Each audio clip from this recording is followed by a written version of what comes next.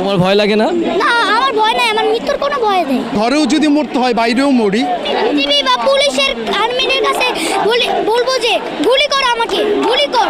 বাবা, আজকে যে তুমি এই আন্দোলনে এসেছো, কেন এসেছো?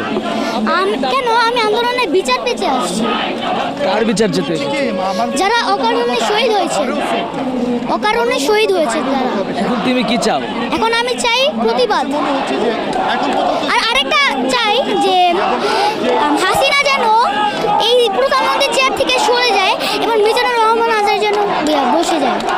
আচ্ছা, দুই ভাইরা দুই হাত প্রসারিত করে গুলি খেলো, তাদের ব্যাপারে কি বলবো?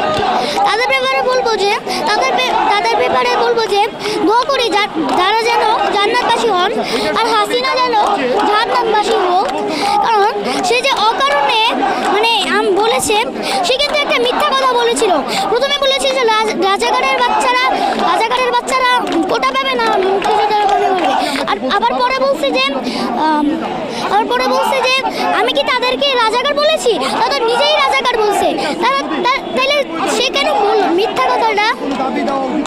তুমি কি তোমার ভাইদের মতো বুক প্রসারিত করে দেবে? আমি অবশ্যই করতে চাই, আমি অবশ্যই করব। চাইলে আমি জীবনও দিতে রাজি আছি। জীবনে দিতে রাজি আছো?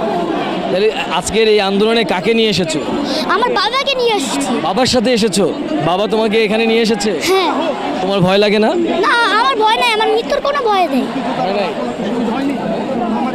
কেন ভয় নাই? কারণ যেই ভাইয়েরা আমাদের ভবিষ্যৎ চিনে, ভবিষ্যৎ ইয়া করে যে শহীদ হয়েছেন, তাদের জন্য আমরাও জীবন দিতে পারি না।